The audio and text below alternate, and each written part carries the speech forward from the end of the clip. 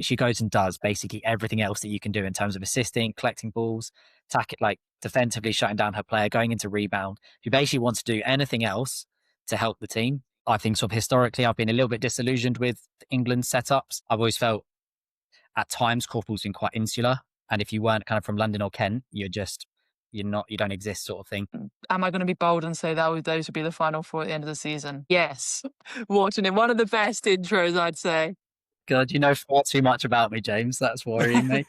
Because you generally go into those games, like Beck do the voting, right, of like who's going to win. And I don't know. Like it's really exciting, and it's definitely the best season I've been a part of for a while. I have to say, he said he was an average player. I think even that was a compliment to him. Some of the terrible plays that I've seen from him. I really wanted to call that out on this podcast.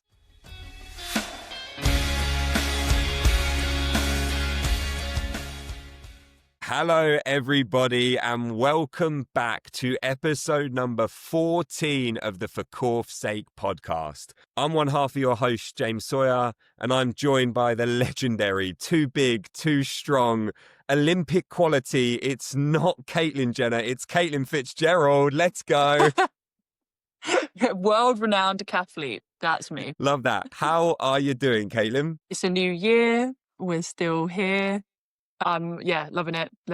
I'm excited to laugh at myself in this episode and my previous predictions, but we'll get onto that shortly. How are you? Yeah, I'm all good. Listen, for the listeners not aware, Caitlin's pulled the Aisha Chowdhury and gone for a haircut before the pod, especially for the pod. So eagle-eyed viewers, enjoy that. Old it's not school ready Caitlin's yet. back. Awesome. Right. Well, we've got a bit of a feast for the ears and eyes, hopefully, for the rest of the episode. And we're not just talking about my haircut. So what we'll be doing is we're going to go through a mid sort of year review, if you will. The games still aren't even that people have played more than each other or whatever, but we're going to basically go through, take a look at what Caitlin predicted at the start of the year. We're going to be joined by a lovely guest, Toby Clarke, who will intro later. But yeah, we'll be going through, ripping apart Caitlin's predictions and then talking about players that have impressed us, games we're looking forward to, games that have been a surprise, kind of just an all year round mid-year season review, which will be very, very good. But before we do that, Caitlin, there were some games this weekend, early doors. So early doors, what was that, 4th of January, they had the teams out on the court. So I was still sweating turkey. But yeah, we had some games. So first up of the games, we had a very interesting 19-19 draw between Nomads and Cambridge Tigers. Not recorded, as I believe Cambridge Tigers couldn't actually get the camera because of how many people were in the hall with Nomads. So Nomads, please help us and record more content for us. Yeah, need to work on that. But what are your thoughts on that result, Caitlin, given the last couple of months? Do you know what? I think Cambridge hopefully will be quite pleased with that. We all know that Nomads at Epsom is tough and they really thrive there and are much harder to get a result against there. And of course, Cambridge will want to build on their big win over Beck before Christmas. So I think to get a point away there is good. Chelsea Brown, again, very much amongst the goals, 5 for her, really impressive. So overall, I think, Cambridge will probably be feeling better about that than Nomads. I think Nomads probably would have liked to steal a win at Epsom. But 4th of January, I'm glad I wasn't playing. Yeah, completely agree with you on that. That's always such a tight game and always has been. Nomads versus Tigers is just always such a great game to watch as well. They're always tight, always close. And shout out, Nomads also had a really strong team out. They had Libby Thomas back from university, so she was playing, bagged a few goals as well. They didn't have Sam Medcraft. I'm not sure if she'll be coming back in for the rest of the season, but did have, I believe, Amy Norman. They had a few players they had from Europe. So it was a pretty strong squad overall, I would say. But yeah, very interesting result and makes it very dicey for Nomads for the rest of the kind of half of the season. They would have really wanted to have picked up a win there, kept that momentum going from the sort of end of last year into next year. That will make things tough for them, I think, now to reach the top 4, dropping a point like that could be quite difficult. And then second up, we had the Bristol versus Beersted game, which ended 29-17 to Bristol.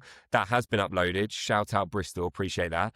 Caitlin, thoughts on that? just really glad I wasn't journeying down the M4 on early January. Yeah, tough trip for Bristol, although 17 goals I think is pretty good going for them, so hopefully can take something from that. But Bristol, yeah, convincing win. Lots of goals from Leo Comerford and Toby Clarke.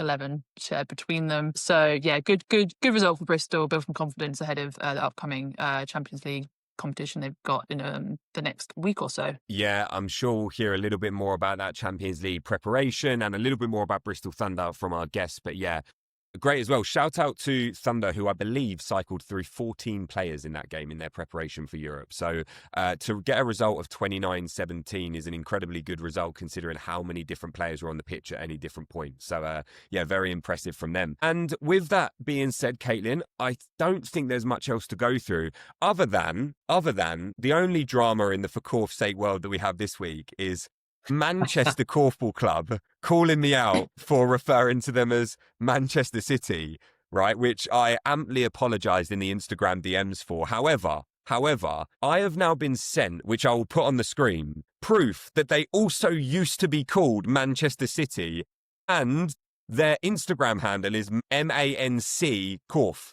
So it's like Man City Korf. So I am taking back my previous statement of why did I think they were called Man City. I think that's justified, no? I think that the plot thickens there. I did think it was quite bold to call yourself Manchester Korfball Club, like we are the Korfball Club of Manchester. But maybe that I'd be interested to know why that name change came about when they decided that they were the Korfball Club of Manchester. So really enjoyed that though from them. Their social media is excellent and continues to be. Yeah. Rumour has it that if they win any league this year, they're basically going after every single team with absolutely zero care in the world. So I hope that Manchester Korfball Club get one over the line in one of the leagues up there in the north. That would be fantastic to see. But we have made it to the part where we get to go through Caitlin's predictions. We get to rip them apart, tell everybody where she was wrong or right. But yeah, before we do that, we should probably bring in the guest to do it with us. Do you think, Caitlin? Yeah, go on then. Soften the blow for me. Right, off camera. Toby, are you ready for the intro? I'll be waiting for this. Come on. It's nice. I think I was quite kind. Who knows? So now, very excited for this one, Caitlin. It's a bit full circle for me, if you will. So yeah, bear with me when I give this guest the intro they deserve. So this week's guest may be small in stature, but is more than great in ability. Starting his career at Cambridge Tigers as a junior, he's blossomed into one of the most potent attacking threats in the league today. Let me reel off some of this player and coach's accomplishments. Multiple-time National League champions with Trojans Korfball Club. Was the top goal scorer in the National League for Cambridge Tigers just before the 2020 season ended slightly early during COVID. He re-established the University of Brighton Korfball Club in 2014 and it currently still runs today. He coached Highbury to the playoff finals where they narrowly missed out in 2018 at the Copper Box. According to his coach, he's one of the 6 best boys in the UK. Well, it had to get called out, didn't it? No, he is currently part of the England senior coaching team. He is, of course, part of the current Bristol Thunder team, who finished second in the National League last year. But arguably, listen, with all those ups, there has to come some downs. And he did place 4th at the Bucks National Tournament in 2017 after botching his penalty in the semi-final, meaning that we sadly didn't make it. You know, the greats also fail, Caitlin. But, folks, in general, he is part of the fantastic Bristol Thunder team that swept the National League by storm last year. No matter where he goes, success seems to follow. And now we're about to destroy that success by bringing him back down to the level where he belongs. And that's with us on this podcast. Ladies and gentlemen, he is the man that introduced me to Korfball. Without him, there is no For Korf's Sake podcast. There is none. So, you guys know him as the Bristol Thunder superstar. I know him as my best mate's flatmate's weird boyfriend. Ladies and gentlemen, Toby Clarke is on the podcast. Watching him, one of the best intros, I'd say. God, you know far too much about me, James. That's worrying me. It's really good to be here. Really nice to finally get on. It would have been a couple of years ago, you came to visit me in Hanoi and you were talking about doing a podcast and here you are 14 episodes later. It's great to see. Yeah. We spoke. Chewed your ear off in North Vietnam regarding my ideas for a podcast. And then a couple of years later, we are here. It's great. Thanks for coming on, man. We're really, really grateful, and I think you're the perfect person to run through this. But before we start, I guess I'll hand over to Caitlin, who does the great parts where she asks you a little bit about yourself, Toby, and the things that I already know. Yeah, no. Yeah, I'm learning lots today already. Firstly, thank you so much for roping James into this wonderful sport and for bringing all the lovely content that has been produced since from him. So thank you so much. I'm not sure about you, Caitlin, or not at this point. So this is it, the public apology. yeah. But yeah. That's great. all that aside, we want to of course talk about you as well briefly, and I think it'd be great to just very, very briefly talk about how you got into Korfball. So we all know that we like to ask every guest that, so we'll start with that briefly. Yeah, I think probably similar to you, Caitlin. I started at primary school, so I'm actually one of four, and I've got an older brother, an older sister, and a younger sister, and we all got sent to Korfball because my mum, I think, could just get more time away from us all. So yeah, I started when I was in year 2. So what's that, 6, 7 years old? There's an awful photo of me somewhere with like spiky hair holding a Korfball. At the time, I then moved over to Cambridge City, where they're actually the only kind of Korfball club that had any sort of juniors. And then when I was old enough, my brother was at Cambridge Tigers, so I went over there. So Liv was still playing. Chris was just started. It's Chris West, sorry. It's just sort of starting there as your guest from last week. I have to say, he said he was an average player. I think even that was a compliment to him. Some of the terrible plays that I've seen from him. I really wanted to call that out on this podcast. Incredible. But, yeah, so then obviously had him coaching me there for quite a long time. Went off to university. There was no club at the University of Brighton, so just decided to start one. And James sort of my partner was so Chloe lived with one of James's friends, and I just needed numbers, and I was asking everyone and anyone to turn up, and I was like, I need as many people here. James turns up with a Liverpool sweatband, a headband, sweatband, like full on trying to take the piss out of Korfball. Shorts, wearing really high. He was like, what the hell is this sport? I'm pretty sure at the end of the session, James was like, right, how do I sign up? How do I get involved? And then a year later, he's president of the club, like running the show. Yeah. And then, so while I was at university down in Brighton, I was traveling up to Trojans to play. Then moved back home and was back to Cambridge, where I was also coaching Highbury. Moved abroad for a few years, and I moved back, and I'm sort of down Bristol way. So I'm now over in Bristol. So quite a few clubs in there. The interesting one, I guess, is moving to university. I actually spent a year at Croydon, which most people don't think know. And Ross Carr-Taylor was my coach. Really, learned a lot from him, kind of going from a time when there's nothing in Cambridge, National League wise, to stepping into that. He was a very helpful coach to have there as well. So that's kind of my journey through the Korfball world to date. Incredible. Five club man. I thought there was something like that in there. No. The Cambridge to Bristol pipeline as well needs to be studied. There's a lot of you that have gone from Cambridge over down to Bristol. Talk to Liv about that, because she's furious. She hates it. And I would love to see that Liverpool headband make a reappearance, James, at some point. Not how they're doing, actually. Maybe not on their current form.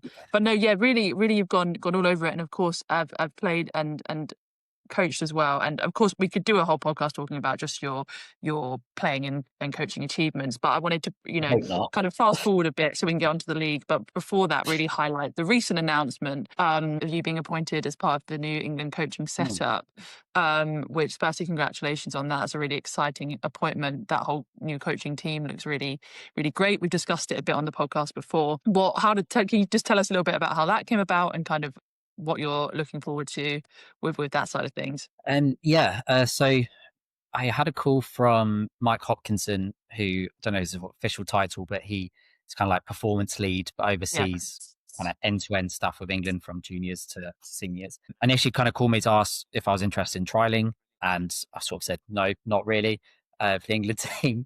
I was interested to hear, just kind of wanted to, because he was new to the role, I asked him a bit about what he was trying to do and kind of objected with it. I think sort of historically, I've been a little bit disillusioned with England setups. I've always felt at times Korfball's been quite insular. And if you weren't kind of from London or Kent, you don't exist sort of thing. And so it's really interesting to hear someone come completely outside of the system, coming from Leeds. I think he's a performance analyst lecturer or along those lines. Which is interesting to hear his approach to it. And actually, the more I spoke to him, the more I thought it sounded like a really interesting project. And then had a chat with John Denton. He kind of has known that I've always been interested in coaching, I've always really enjoyed it. And just discussing what they were trying to do and the way they kind of want things to work. And I think a really big one, there's a lot more focus on player management and kind of putting players first seems really key as well. So that side of things interested me more. And then, speaking to Sam Brooks and Jess, it seemed like a really interesting setup. So, to be honest, at the moment, I'm very excited. I don't think England haven't always had our best teams. Like we haven't always had best players available, wanting to play at tournaments for a whole bunch of reasons. So hoping going forward, we just kind of, England have slipped to 15th in the world now. So really trying to push that on and we're definitely not a 15th ranked team.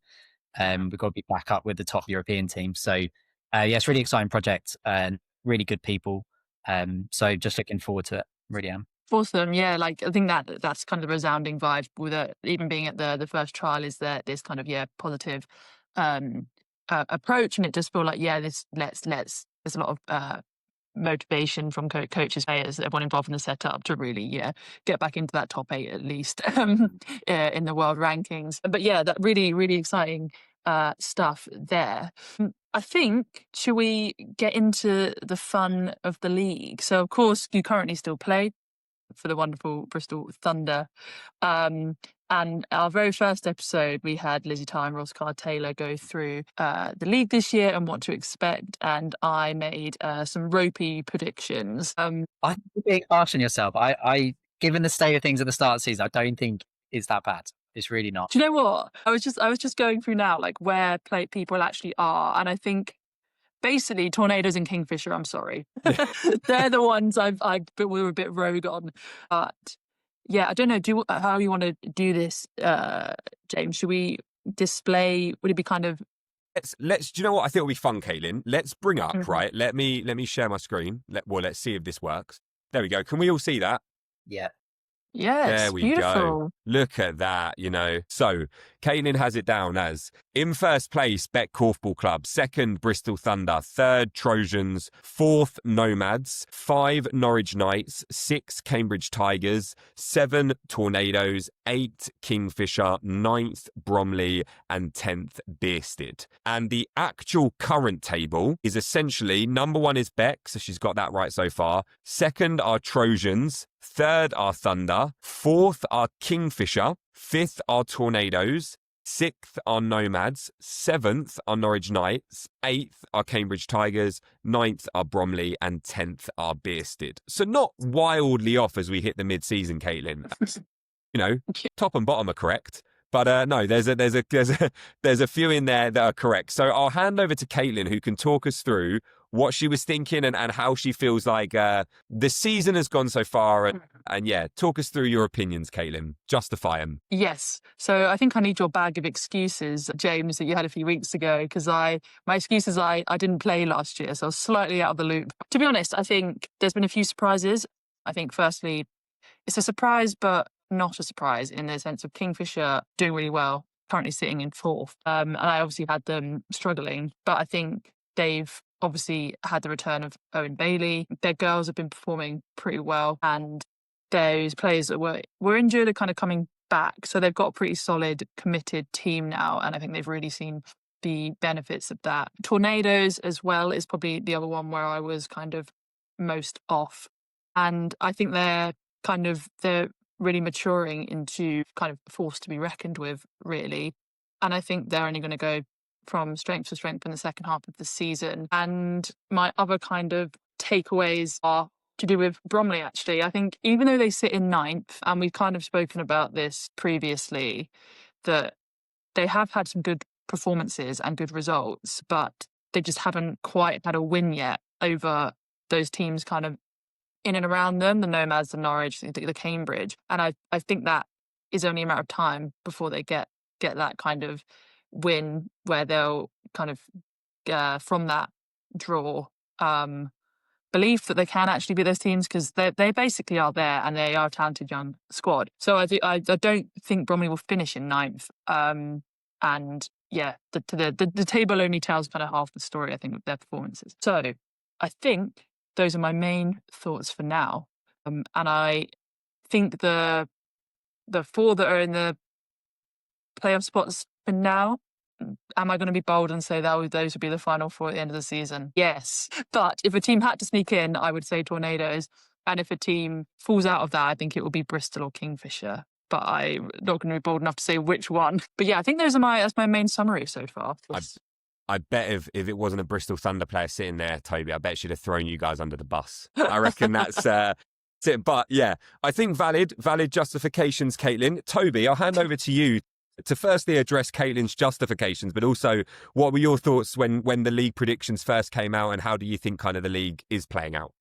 I mean, first, are we going on recent form of Beck moving down from 1, do we think, James? If I'm on the court, there's every chance, isn't there? So, like, I think that's, we'll see. You'll all have to wait and see. The gift that keeps on giving, 2026. In all seriousness, though, it is a valid point around Beck. I think obviously it's not a secret that there are a couple of injuries in the team, and with we need to perform and we need to go out there and show we can still do it. So I think there is a bit of pressure. I don't really have any doubt about our ability. I think it'll be okay, but I think it's a completely valid point to question whether Beck will stay at the top at this point in time. But yeah, I mean, if in a more serious, I don't. Even if Beck were to dip a little bit in form, it's going to be difficult to really catch them. But I think all it does highlight, though, is how much more competitive the league is. Even when I was back playing at Trojans, there were lots of games, almost half the teams you could roll up, and you'd have 70% and you still roll teams over quite comfortably. Outside of, I think, sort of Beck sitting at the top, and unfortunately Birstead seem a bit off it at the moment. All those other games are difficult games. You can't turn up to Bromley and just expect to win, because they're fighting for everything, really. I'm with you though, Ken. I think the surprising one is Kingfisher. If you look at them at the start of the season with their players, I think a lot of their players are playing well. They're like really stepping up and playing to their kind of identity as a club, and they're clinical, right? They're scoring their chances, and you can't really argue with that. So I think they've been the slight surprise as well. I think where Nomads and Knights, I think it's just their away form. They seem to, it's much harder to go to UEA. It's harder to go to Epsom. We all sort of know that. I think they're limiting factors. They can't seem to get many points away from home. So that's kind of something they need to look at and trying to address. But yeah, those spots 2 to 4 look very interesting. I think that I'm really interested to see what kind of happens between Trojans and Beck. I think that Trojans are kind of not rebuilding in a way, but they've kind of got players coming back and they're a bit more solid. And Beck, obviously, with a few injuries and stuff, I think that's going to be tight. I think that will be at the top of the league. I think there's going to be a few interesting games there. I think they're all very, very valid points. And of course, Kingfisher have definitely been the start of the season. The conversation that was being had due to their end of season, I think, was probably valid. And then they started that way, by the way. They didn't start the best. And then they kind of just got the team together and obviously rallied and have proven everybody wrong to their credit. But I agree with Toby. If we're going to just go through a few things that I want to call out, is that Beck and Trojans have had close games for the record. Almost every single year, there's been a game where it will have been won by 1 or 2 goals. And that's been after Dave Brooks has been gone. Right. So like we know that Trojans, the game this year was tighter. And at the end of the day, we do know if Beck have those injuries, Trojans always fancy themselves to beat Beck, always. If Beck have got those injuries, Trojans are definitely going to fancy that. And Trojans are only getting stronger. Look at the performance in the last obviously they played Bristol and that just didn't even seem like it was a challenge for them. As the game went on, it just got stronger, right? So they're looking good, and I think they're the team that everybody should be looking at saying, okay, this right now, let's see how the rest of their season plays out, because allegedly they might get Amy Turner back this year as well, which means they would have an absolutely outstanding set of girls, and we already know they've got a solid set of boys. So yeah, I think that's James. I think that's spot on though, mate. That's the challenge where I think the last few Beck have had such strong set of girls, and Caitlin, you're involved in that group. When you come up against another really strong set, you start, and you have to go to plan B or plan C. It gets tricky, right? Because Korfball's all about execution. And if you haven't been forced much to try and do something different, it gets really hard because you then have to like perform under pressure. You haven't been doing that at training. Maybe I think that's where the challenge will be. I think Beck maybe have the advantage because they've been going to Europe and those sorts of things. So at the moment, I think having that under the belt is where in those pressured situations, you would like to think they want to come through. Yeah, and also just going to call out, maybe the Trojans lot won't like this, but even when they did have Dave Brooks, who is the GOAT of Korfball, even when they did have Tony Woodvine there playing at the end, Beck in those games towards the end of their careers, Beck in multiple games have comfortably beaten Trojans. Trojans have not comfortably beaten Beck, even with all of those girls that we're talking about. So I still think that it's definitely in Beck's favour. If it's a full fit team, I obviously I'm biased, but I still back Beck 100% because Beck beat a much stronger Trojans team, in my opinion, than they have right now. So it'll be interesting to see if that can change, right? They're playing brilliantly, so credit to them. We'll see if that happens. We're the last game of the season. The last game. I think that there's a question there around, it's always been Gary Brooks involved putting the strings. And so it'd be interesting to see how Sarah Spice gets on as well. She obviously has been a really good player, but that on the coaching side, that's maybe not been tested in the same way. So that is like maybe a slightly unknown element. So I'll be really interested to see how that tactical side plays out as well. Yeah. I'm glad you mentioned Sarah Spice, because I think, not to stick on Trojans for too long, but something I think has been really impressive with them is that, it is a slight kind of rebuild ish. They've still got, Sam Brooks, Kat Brooks, and Neela Brennan, of course, but they are playing in a way that they are getting the best out of the 8 players that are on that pitch at any one time. I feel I've seen, obviously, a lot of their girls, Neve Butterworth particularly, probably talk a bit more about her later, is having an outstanding season. She's scoring, kind of 4 or 5 goals a game regularly. And I think it's because the way that Trojans are playing, you're getting the best out of everyone.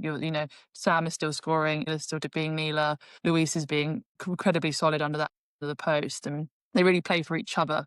So definitely one to watch. I agree, James. I think Beck will have the edge, but I've been very impressed with Trojans so far. I think some people might have not even put them top 4 at the start of this year, but you can never write them off, as we know. Yeah, absolutely. Never, ever, ever write off Trojans. If there's one thing in England Korfball law, it's never write off Trojans. And then just before we finish talking about, I just want to call out Tornadoes as well. I think they've been really impressive. They're scoring a lot of goals, and I cannot wait for the second half of the season to see how the Tornadoes Kingfisher game, how the Tornadoes, Thunder game, Trojans, every one of them, I think they're going to be really intriguing games. And I honestly think it could be 1 or 2 players not here for 1 or 2 games could make all the difference, which is just the most fun a league has been. So, Anyway, let's talk about some previous games. Let's get your thoughts, Toby, if you don't mind, on how Bristol's campaign has kind of unfolded. How do you feel Bristol's first half of this season has gone? And obviously that did feel like it was slightly that ended in a relatively negative way with the results Trojans. So I guess a bit on Bristol's campaign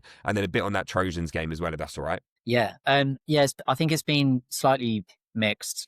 I guess one of the interesting things I found about coming to Bristol is the makeup of the team. So I feel like it's a collection of people that kind of come outside of typical Korfball areas where we've got, heavily influenced by the Welsh players. You've got lots of internationals there, including in Bristol's second team. There's loads and loads of the Welshies there. We've also got some Irish players as well. And I think it's like a really nice case of environment. I would really enjoy coaching that group of players because they're very positive. Like everyone wants to learn, is like very engaged, and it's a very supportive unit. So in terms of the sort of culture, it's been really positive. I think a lot of players, because they've either come from maybe like university pathways, there's definitely like a slight lack of confidence there. I don't think players have the same swagger necessarily of people who've come through like the England academies and stuff, or that kind of confidence of I deserve to be here. Some of our players have only been playing, like Tamsin Ellis, for example. She's been phenomenal, like improving every season. It's only 3 or 4 years that she's been playing. It's remarkable. I think last year obviously was a really standout year. Having myself and the Wilcoxes join, I think really boosted the squad. And I think the difficulty for other teams was that it wasn't just like, how do we stop a couple of like key players? It started to be like, hey, we've got to find quite a few solutions to different problems here. So I think that variation was a massive advantage. Obviously, repeating it is much harder. We've had, a few injuries and illnesses that haven't helped us, but really we just haven't hit the same standards that we should be. A really big part of that is the quality of shooting. So that was really evident in the Trojans game. Trojans shot, I think that Johns did stats on this. I think they're shooting about 30% and we were down at like below 20. And we actually took a similar number of shots. If you kind of were able to watch the game, it's not massively one-sided, but the scoreline is so one-sided because Trojans do what Trojans do, and we just shot really, really well. And obviously they played really well as well. But yeah, so I think there's a bit around mentality, I think, for our team and kind of getting used to some players having targets on their back or feeling the pressure of like, oh, I need to go and perform, or if I don't score 5-6 goals this game, I'm not doing the team a service. So there's definitely challenges there, but internally, like we try not to focus too much on that. Like the quality of training is really high. It's something some of the Bristol players have commented on over the last couple of years where we train much, much harder. And I think that comes across where lots of games we just blow teams away because of the intensity, particularly in defense, where we just turn over balls. We really suffocate teams, and we usually have periods in games where we score. So it might be a 20-minute period where we score sort of 15 goals, 16 goals, and then we're sort of blown out a little bit because everyone's knackered. So yeah, it's honestly it's been really, really interesting. I've really enjoyed it, and I think the Wilcoxes have been a really, really good addition. And I actually think a shout out to Kira. I think lots of people we only collect goals for stats. If you were to watch like the Bearsted game that we just played, Kira it's not 100%. Halfway through the game, she's like, I'm shooting terribly. So if you watch what else she goes and does, basically everything else that you can do in terms of assisting, collecting balls, attack it, like defensively shutting down her player, going into rebound. If you basically want to do anything else to help the team, I think that kind of attitude's been really, really positive and really helped the whole squad. Sorry, that's a very long-winded answer, but there you go, it's a bit of everything. No, I think it highlights a key point there, something quite interesting. And I think actually coming into this season probably was a new experience for a lot of your players in the sense that people were thinking like, wow, this is Bristol. That's a team that came second last year. That there's pressure that comes with that, both for yourselves, but also other teams want to go and beat you now. They want to prove that they can get back up there and get and beat you. So I think there's probably been some quick learning for yourselves there. Not that it's going badly at all. You're sat in third, like it's not. But yeah, and like when you compare it to last season, I think we're a point ahead of where we were last season, because last year in the same fixture we lost to Kingfisher by a goal, and this season we drew with them. So people feel a bit gloomy about it, but actually we're still doing pretty well, and we've got I think we have slightly more fixtures at home second half of the season, which I think will help us as well. Yeah, for sure. Yeah, would agree with everything you've said there. I think that's something that I don't know how many people know this, but just how fit the Bristol team is in terms of like across the board, goes toe to toe with anybody for 60 minutes of a game. And that's a really important part, especially as the second half of the season comes and you guys go to Europe, which is going to be massive for you guys, where you get the opportunity to play different teams. You get the opportunity to learn things about each other and really, I guess, bond more than you already do as a team. And I do want to call out, if anybody watches a Bristol Thunder YouTube video, they are such a positive club. The people watching from the rafters or wherever it is that you guys have behind the camera, the people that are on the bench, you can always feel it. Bristol is such a fantastic club culture. And that combined, I think, with the, like you say, with a bit of intensity and the players you have is a recipe to really compete and get back to the final this season for sure. I just wanted to say we need to also include that they have the best post-match meals in Korfball, Tom Greenfield, which also explains some of the success too. A whole block of cheese is always the ultimate recovery. I don't think you should be advocating that for Korfball players. Do you know what we should advocate instead, Caitlin? No. Mads, can you bring me a grounded, please? I don't All think I she's wanted going to for hear that. Christmas was a grounded. Oh, She might dear. bring it. Who knows? Maybe we'll get it. But no, I hate to be, it's such a positive. I love all that positivity for Bristol. But also, I think the other clubs would probably be they'd be a little bit upset if we mentioned that Bristol are third right now, but they also have 2 games in hand. And if the other teams were to win their games in hand, Bristol would be 5th. So I do think that does need to be said because that is the current case. I think Tornadoes have Trojans, which is a really tough game in hand to be fair. But I think that's important. Like at this point in the season, nothing really has changed for that collection of teams from Trojans, Thunder, Kingfisher, and Mads.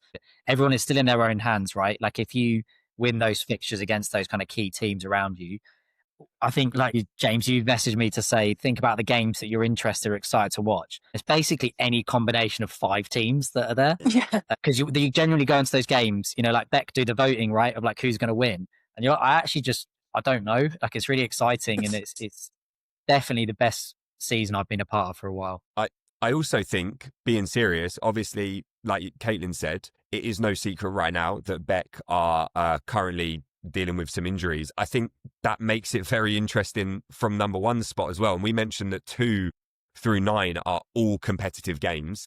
I think that 1 through that are competitive games currently as well. I think it's important that we try to remain impartial where we can and look at it from where other people sit. And I think that's an important part to play as well. So this is probably the most entertained I've been in the season for a very long time in Korfball, looking at what might happen throughout the whole league. This is fantastic. Yeah, and I think that obviously it's a bit harder for you guys, but I think most teams probably approach playing Beck with an idea. It's not necessarily you're going to go into, you got to go win that game, because some players might be a bit daunting, but a lot of the time it will be about, can you either win your individual duel or as a collective division, can we win a half or periods of the game? That's what you're looking for, where against the best team we have in the country, can we perform for 10, 15 minutes and be better than our opposition? And so that's probably what most teams are looking at. And I think, as you say, most teams will see an opportunity now against Beck and think, okay, if we go out there and put a good first half performance in and we're trading goals, or let's see what happens. Let's put them under pressure, and you never quite know. So I think that's probably the way most teams will approach trying to go at Beck. Yeah, I think that's completely fair. Yeah, not easy to do, by the way, but that's I think the way that you might approach it. No, it is. It's you've got to break games down, haven't you? And focus. Yeah, just say those individual duels are always motivating. And I think that's I can see why you coach. Yeah, so as I say, like the league is actually back up and running already in January. There are this weekend, I actually think, already a bit of a blockbuster fixture featuring some of those teams we mentioned, obviously, and that is Tornadoes versus Trojans, a Tornadoes home game. Yeah, it'll be very interesting to see, firstly, who's available at this coming out of the Christmas break. But I know Tornadoes will be up for it. Can't see them quite getting past this Trojans team, but that's already a real standout fixture for me in January, I think, looking at that list. Are there any matchups in there, Caitlin, you're looking forward to? The big matchups. Well, yes. So let me just get my list. It's so I mentioned, I mentioned her briefly. I actually mentioned her maybe 4 podcasts in a row. I think she's becoming the new Blake Powerful, and that is Neve Butterworth for Trojans. Just because, I was at Trojans with Neve. She's really great person, and it's just lovely to see her getting this opportunity and doing so well.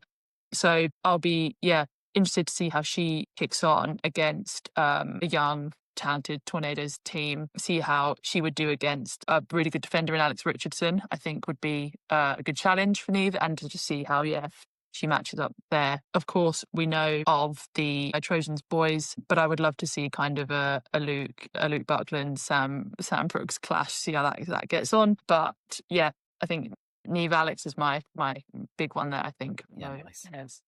Tobes, for you, any key games that you're excited for? Or well, I think on that game there, the sort of Trojans Tornado, because I think historically that's always been quite a spicy game. That's definitely going to be a good one. I really want to see what Tornadoes do. I think for me, Catherine Brooks has been like a overperformer is maybe a harsh way to describe it, but goal scoring, she's really stepped up.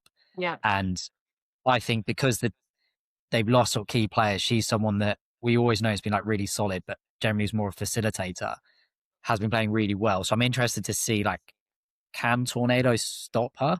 You know, like it's a Mm. really keeps that division ticking over. So anyone who's against, you know, whether that's Eleanor Parker or someone, I don't know, that would be a really interesting matchup. So that's one I'm hoping we get something good there. It would be really good, but we'll have to see, won't we? Yes, indeed. Yeah. Yeah, great shout about Oh, Kat. He's really been Yeah. amazing this year as well. Yeah. James, what about you? Have you got any particular games you're looking forward to? Yeah, I think there's a big fixture. I got the fixture list up here, and I think on the 25th there's a fair few really good games I'm quite excited for. First up, I think Bearsted at home to Norwich Knights, which I think at the start of the season we may not have predicted would have been as close, but as Toby said, struggled on the road a little bit. And Bearsted are going to be so keen. Now, the reverse fixture was quite, like, Bearsted kind of, I think they got absolutely slammed by Knights.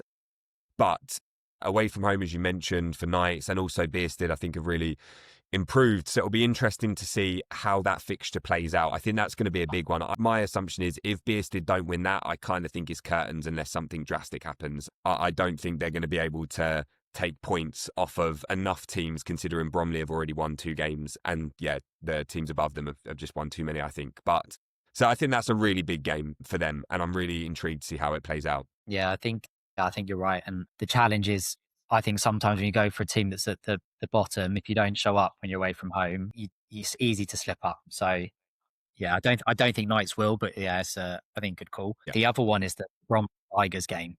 I think Oh. that's going to be, you know, I just please mention. Sorry, Dom. Go on. No, I was just quickly going to say, glad you mentioned Bromley. And I really wanted to just quickly highlight Kashala Karunaratne, who is Absolutely. currently sat joint top goal scorer in the league this year, 37 goals with Liam Geddes. Really wanted to get her in there. But yeah, let you talk about Cambridge Bromley, because that's a great shout too. Yeah, I think that's a really good call out, because hadn't seen her play much for this season, last season. So I think she's even improved, and she was a handful when we played them. It was, you know, you could really see it was a real challenge. Very impressed. But I think the reason that's an interesting one, because Tigers will be looking at that as okay, you know, we're going to get points here, put us back into the mix a little bit. And Bromley really want to be away from being that sort of bottom of the table kind of team. I know Ross desperately wants to be up the table. They've had so many close games with a lot of the teams. They probably feel like they deserve a few more points. So that's going to be, I think, a really tight game. Really tight. This is a great time as well for Tigers. Maya mentioned that so the first half of the year, Bromley beat Tigers 23-20. So that was how and that was Bromley at home. Tigers have obviously just basically, if you were to look at the league last year, if you were to just look at how it finished, Tigers have been traditionally struggling this year a little bit. And then they've come on, they've beaten Beck, which will definitely have been at the start of the year 2 points they didn't expect they'd pick up.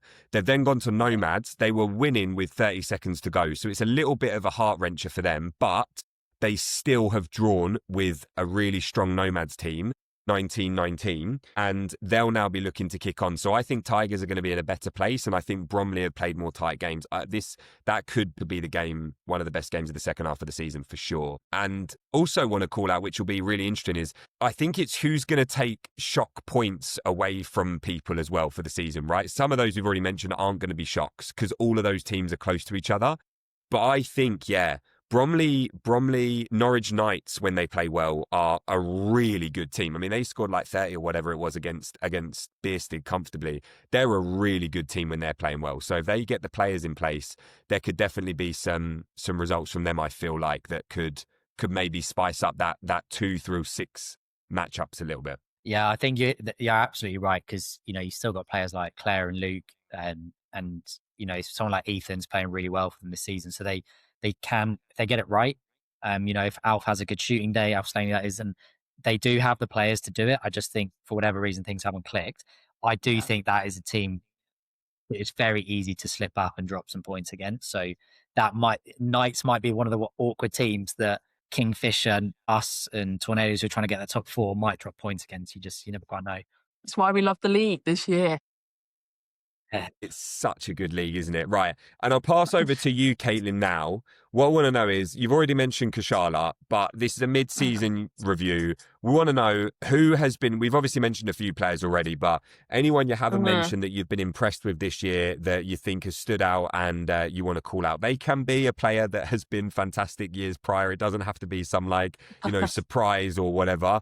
You know, who do you think this year has been a really great player that you're really impressed with? Yeah, so I've definitely mentioned several already. Neve, Kushala, her battle with Rachel Turner was really impressive. We'll be very intrigued to see how Kushala's kind of development continues, like on the international scene, and things like that. I'd like to see her, challenged at the top level, see how far she can go. But also, someone who's been mentioned is Kat Brooks.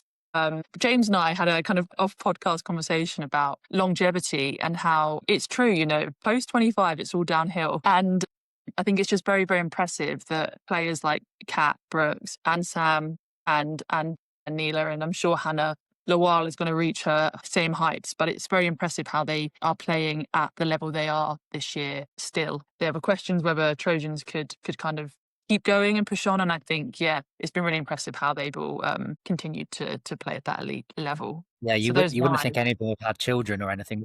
Yeah, and that as well. Remarkable. It is really impressive. Yeah. But I'd love to hear some crazy from yourselves. Well, yeah, I think so we've got quite a few players. One of the players I played against a little bit this season and last season from Tornadoes. Really enjoyed Will Alderton. I know you guys had him on podcast. He was a really good shooter. I think no one ever talks about how good a shooter he is. I don't think in the way Tornadoes play, he gets given, he doesn't have that many opportunities. He's not like an out and out attacker. He still gets quite a few goals, but the way in which he plays, I really liked, and that's kind of from having played against him. I would love to see, say he took like Billy's spot in Beck or something. I'd love to see how I think he would just annihilate teams. So I've been really impressed with him, and I think actually is having played against him, the way in which he moves and off the ball and stuff is quite hard to play against. So I was really impressed. The other one, obviously, there's lots of Thunder players I'd like to point out to, but for me, Laurie, Fabian, he's a sort of ex-Tigers player as well. Just someone who over the last couple of seasons, I've seen him work really hard in the gym, but he's just come on so much as a player, and playing against him in training is an absolute nightmare because he, if he's been told you can't take Toby to the post because you're squashing him, he just goes out to 8 meters and just bangs them in for fun. So I feel like I can't win against him. And so for me, he's been a massive standout informed player. Yeah, a lot of time for him. Yeah, they're both. I couldn't agree more. I think they're both absolutely great shouts. We always love it when King of the Vibes, Will Alderton, gets a shout out on the podcast. That's always and of course Laurie, not far behind in terms of vibes. What a lovely guy as well. Always nice when they're lovely off the court, isn't it? But both exceptionally talented players. I've been high on Laurie for years. I'm a massive fan of the old Jeram Dawes YouTube videos, watching Tigers back in the day. Toby and Laurie just ripping up the league back in 2019. But an outstanding player, and now he's definitely getting his plaudits as he deserves. And I really hope he's part of the England setup moving forward, because I think could be a super valuable player for us there as well. In terms of other players, I want to call out Ross Carr-Taylor. We referred to Lizzie Ty as the oracle for predicting a Norwich Knights draw, but Ross Carr-Taylor called Liam Geddes the underrated player that we should look out for. And the man has scored 37 goals. And if we look at the consistency of Kingfisher, no matter who he seems to be playing with, no matter what division who he's playing, that man scores goals, causes problems, great defender, and all round this season has been an absolute delight to watch on the court. And I hope that more people are watching him now after Ross's words, but he has been outstanding and I think deserves every bit of praise for the way that he's started the season. If he finishes the season like that, Kingfisher have got absolutely every chance of making it all the way, right? So I want to call out Liam. He's probably got the quickest change of direction in the league. Like, I played him at the start of the season. He's so hard to keep up with. So Ross knows what he's talking about. Definitely. An outstanding player. Really, just very impressive. And then I want to call out because we always get heat for being too Beck heavy, but we got to call out some of our own players. And I really, the person that I actually really want to call out, at the start of the year, I referred to Davesh Patel as being the fifth boy for Beck. And since that moment, bar like one game, since that moment, he has absolutely not been, right? Like, there's been multiple games, like, he started so many games, and I would like to refer that the level that he's playing at, and we speak about the Trojans players being that little bit older, the level that man is playing at is absolutely exceptional. And I guide everybody to go and watch the Tornadoes game. Of course, Billy Ashby's going to take the plaudits because he scored 10 goals. But if anybody wants to watch someone completely dictate a division and basically win all of his own battles and then help the team, score goals, do everything, that was, I would describe as a classic Davesh Patel performance where he's just dominant in almost every area. And you can't really get the ball off him. And if he continues playing at this rate, the same way he finished last year as well, it's just really impressive. And I think that does deserve a call out. We haven't spoken about Dav as a player much on the podcast, if at all, really. But he is still putting in such an incredible shift. And even at training, he is a nightmare to play. Yeah, you would not believe he's 40, not a chance. Has Dav slipped you a tenner or something, James? What's going on there? £20 and a grounded milkshake. That's what he's... He'll take it back after he's found out you mentioned his age several times. Yeah, exactly. Yeah. It's fine. He's gotta give the club captain some love. I think he's been really impressive and just steps up a lot of the time. Yeah, so bit of love there. I think when you're at the top of the league, people don't want to give you your praise. That just comes with the territory, I think. Yeah, maybe. I know how it feels. I don't get praised that much, to be fair. I do understand. And listen, we are top of London Korfball League 2, Beck 2. So not even in the Regional League 1 at the minute. Tough days for Beck 2 at the moment. But listen, I also think there's been a fair few other players that we'd love to mention. Teo for Tigers obviously stepped up, not just in the game that we're playing, but is continuously stepping up. He's playing really well for them, which is really, really great news. Chelsea again banging in the goals, which is great for Tigers. Beersted, Hannah Bealey's always a threat. Is there anybody that you feel like we've missed? I'm trying to think. Like, we're always impressed by Claire Deek, but I feel like she's been doing it for years. I feel there's no surprise with Claire Deek's gameplay. She's just that good. I was just going to say that it's maybe not so much individual players, but I think I've been a couple of teams I've been impressed with just collectively. I think the way they've been coached. So I think both Bromley and Tigers, the way in which they sort of been setting up, they haven't always got the results they wanted, but I feel like you can really see them trying to sort of employ tactics. And I would actually put Tornadoes in that bracket as well. And against them, I think the thing that's changing a lot, the coaches are putting a lot more time and effort into reviewing games, watching footage, actively changing things. And I think coaches from those teams have been particularly proactive in when things aren't quite going their way, rather than waiting, they're making subs or changing the tactics. You can really see that. So I also think there's a lot of work going on by the coaches behind the scenes that's been very impressive. Yeah, I think that does sum it up really well. Yeah, I was very impressed when we played Tigers just before Christmas. Yeah, because of their fitness level, the way they set up, the determination, and that does stem from high intensity training sessions and good coaching. So yeah, really exciting to see how teams have come on in it over the years as the coaching's improved as well. I think that's probably a good summary. Just before we go, Tobes, wanted to ask you about Bristol have got an upcoming tournament. We're all going to be tuning in. I'm so excited for this to watch you guys out there. Give us a little update on how preparation's gone for that and what we can look forward to over the next week or so watching you guys. Yeah, it's firstly really, really exciting. I think the support when teams go out there. So I think there was a lot of support for Nomads. It was really nice to hear from Sam before they went out and stuff. So I think similar excitement.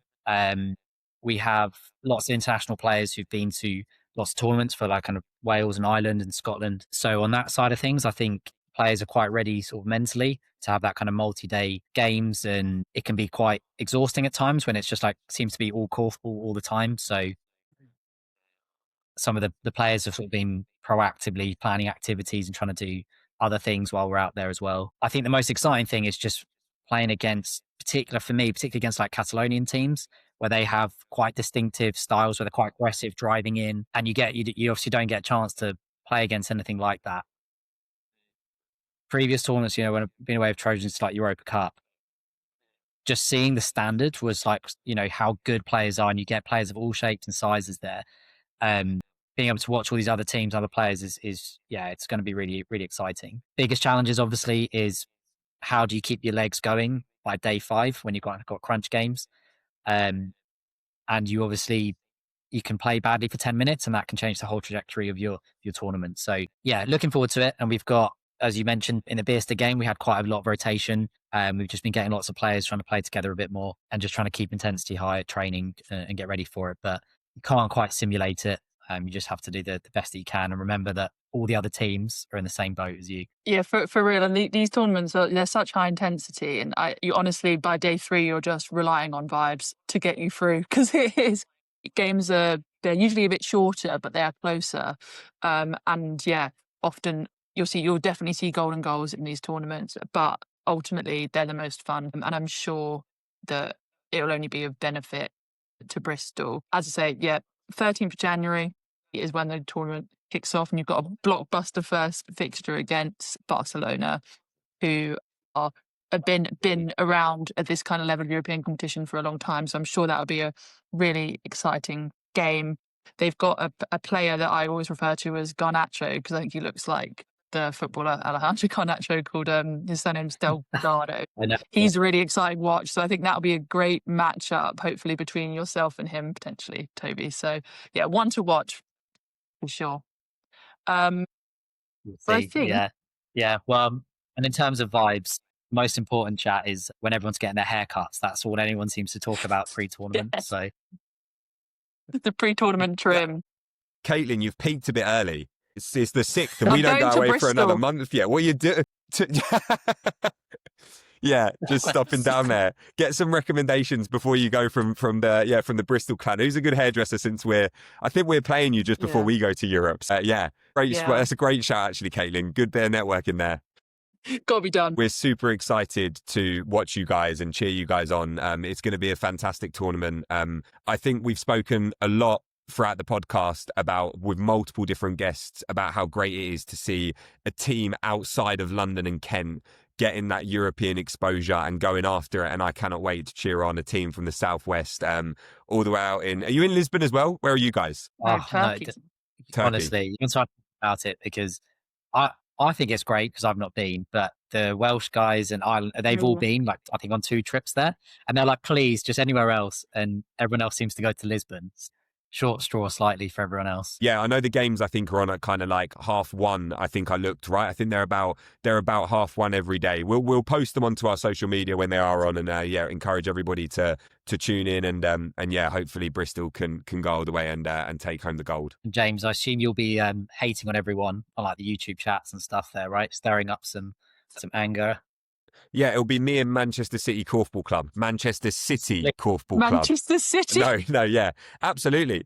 No, 100%. Yeah, just trying to cause drama, especially if they're the opposition players as well. That's the goal, right? Just start talking a bit of crap, maybe start a new YouTube What was account. the original point of that's what you told me before. Just stir shit. Get on with it.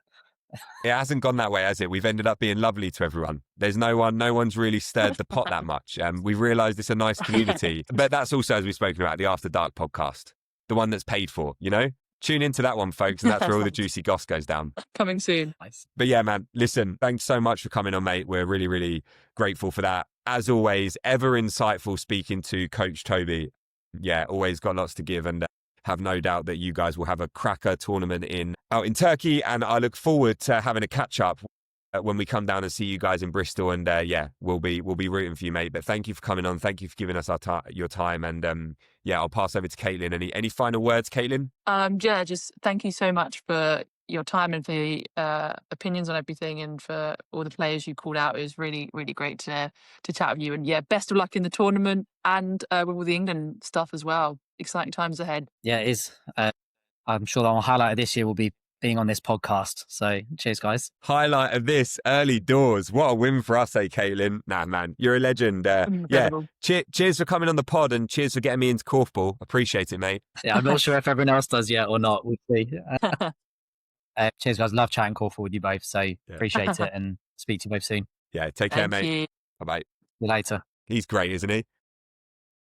Yeah, really great, really insightful. But we'll always blame him for getting you involved. Yeah, exactly. Blame Toby, good or bad. That's what we'll take. He can just take the credit. But no, listen, not anything else really for us to go through. We don't know who the guest is going to be next week, but we'll endeavour to get you someone great, because we always seem to get people that are great, which is just amazing. Yeah, some great games to look out for this weekend. Not going to go through them in detail because we'll run through the results, but big game of fixtures this week. Tornadoes versus Trojans, as Toby mentioned. We've got Knights versus Kingfisher, Tigers versus Bromley, and then we also have Beck versus Nomads. So really big set of fixtures this weekend. It's going to be great. So make sure you tune in next week to hear all about how those have gone. And then also, last thing, tune in to the Bristol Thunder tournament and support those guys. They already might have some of the best club vibes in the National League, but let's double that and come together as a community, shall we? Yeah, awesome. Anything from yourself, Caitlin? No, just to reiterate all of that. Exciting times ahead. Big up Bristol. There we go. Love it. Right, folks, that's it. Second podcast of the year finished. We're going to be over and out. I'll hand over to Caitlin Fitzgerald to sign us out for episode 14. In honor of my favourite TV show, I'd like to exclusively reveal on the podcast that I am a traitor. Goodbye.